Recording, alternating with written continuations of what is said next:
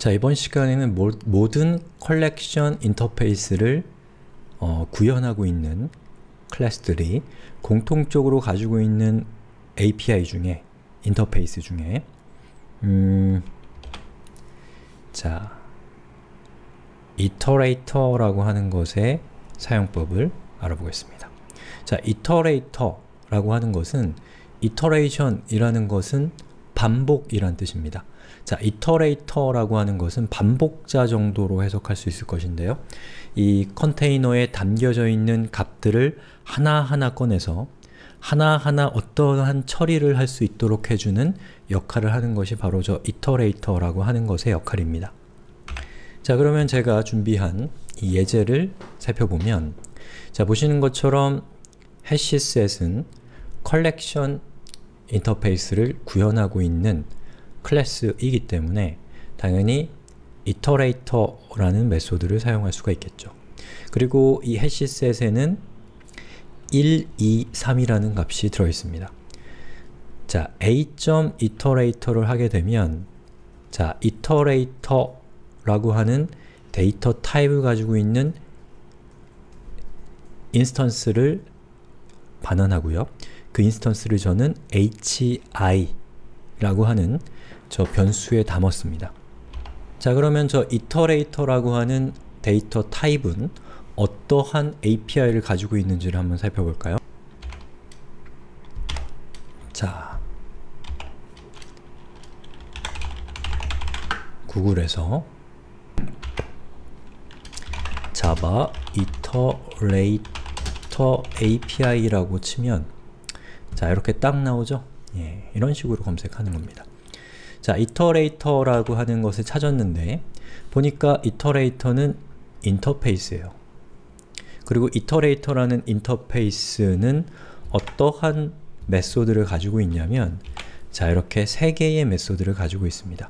그 중에서 저는 이 두 가지만 설명을 드릴 건데, 자, hasNext와 next라고 하는 것이 있어요. 자, 무대를 바꿔서 에디터로 돌아왔습니다. 집합 A에 현재 담겨있는 값은 1, 2, 3이죠? 1, 2, 3이 이렇게 들어가 있습니다.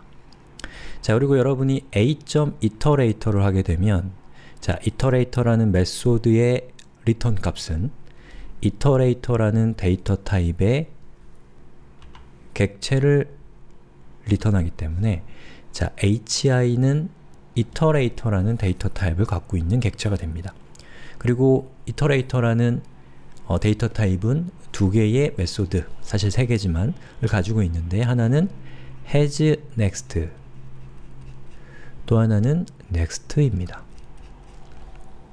자, 그러면 어떻게 되는 거냐면, 자, a라고 하는 이 인스턴스 안에 들어있는 값은 그대로 존재하는데, 여러분이 iterator라는 이 메소드를 통해서 hi라고 하는 인스턴스, iterator 데이터 타입의 인스턴스를 만들면, 자, 이렇게 되는 겁니다. hi라고 하는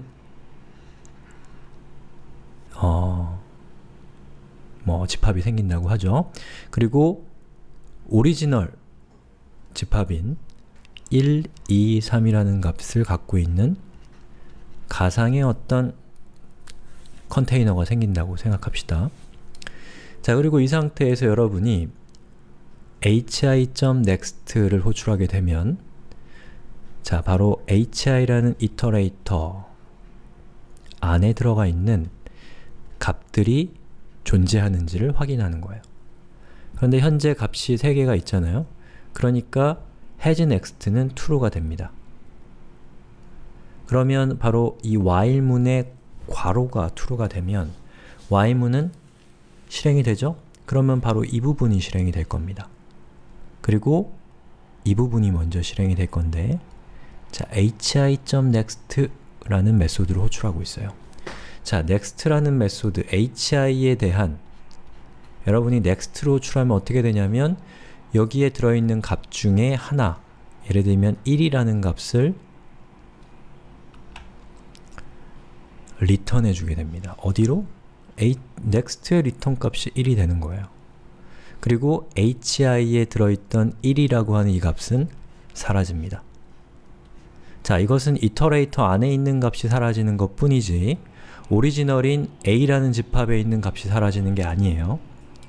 자, 그러면 여기에 있는 이 부분은 1이 되기 때문에 화면에는 system.out.println에서 1이 출력됩니다. 자, 그 다음에 다시 이 부분에 hasNext가 호출이 되죠.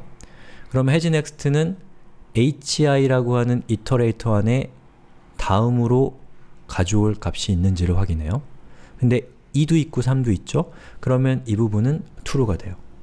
그 다음에 다시 이게 실행이 되면 next, hi의 next로 호출하게 되면 예를 들면 이 두 번째 값을 가져왔다 라고 하면 system.out.println은 2가 되니까 화면에 2가 출력될 것이고 그리고 next라는 메소드로 호출한 결과로 2라는 값은 hi라는 이터레이터에서 사라집니다. 아시겠죠?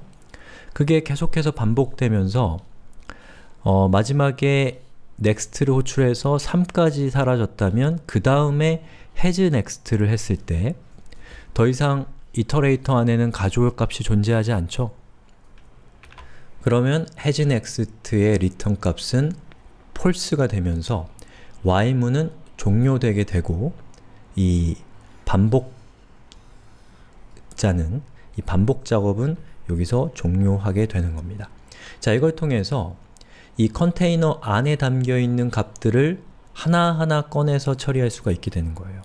자, 여기서 중요한 것은 자, 이터레이터라는 메소드로 통해서 만든 이터레이터에 담겨있는 값은 실제 데이터가 아니고 참조값만을 가지고 있는 것이기 때문에 next를 통해서 여기에 있는 값들이 사라진다고 해서 오리지널 데이터의 값이 사라지는 것은 아니라는 사실을 기억하셔야 됩니다.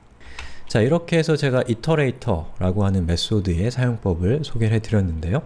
바로 iterator라고 하는 이 메소드는 또 이 API는 collection이라고 하는 인터페이스를 구현하고 있는 모든 클래스들이 공통적으로 가지고 있는 API이기 때문에 리스트에서도 쓸 수 있고 set에서도 쓸 수가 있습니다. 방금 우리는 set에서 사용을 한 것이죠. 자, 그러면 이 set 대신에 제가 리스트를 한번 바꿔보겠습니다. 자, 요거를 array 리스트로 바꿨어요. 그리고 hashsets도 역시 array 리스트로 바꾼 겁니다. 자, 여기 빨간색으로 표시된 것은 import를 하지 않았기 때문이기 때문에 import를 해주면 빨간색이 사라졌어요. 자, 그리고 재미있는 것은 이 밑에 있는 어떠한 내용도 저는 수정하지 않았지만 컴파일 에러가 발생하지 않고 있습니다.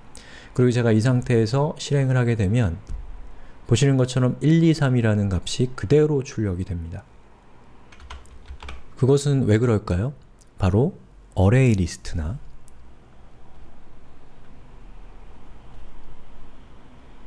해시셋이나 둘 다 컬렉션 인터페이스를 구현하고 있고 컬렉션 인터페이스를 구현하고 있는 모든 클래스들은 iterator라고 하는 메소드를 통해서 반복자라는 것을 제공하도록 강제되어 있기 때문에 그렇습니다. 자, 그렇기 때문에 우리는 이 array 리스트에 대한 데이터 타입으로 컬렉션을 사용해도 된다는 것이죠.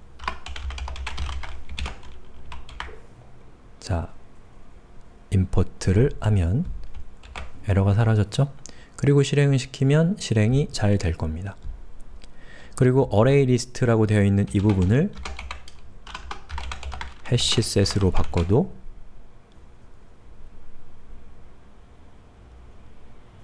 아이고, 제가 헷갈렸네요. 자, hashset으로 바꿔도 된다는 것이죠. 왜냐? hashset이나 array list나 똑같이 collection이라고 하는 인터페이스를 구현하고 있고 컬렉션이라는 인터페이스에는 iterator라는 공통적인 API가 존재하기 때문에 자, 이 코드상에서는 우리는 데이터 타입으로 컬렉션을 사용을 해도 된다는 것이고 그 덕분에 해시셋을 어레이 리스트로, 어레이 리스트를 해시셋으로 안심하고 교체할 수 있다라는 것도 이것이 갖는 효용이라고 할 수가 있겠죠. 자, 이렇게 해서 제가 이터레이터라고 하는 이 컬렉션 프레임워크에서 아주 중요한 요소에 대해서 소개를 해드렸고요.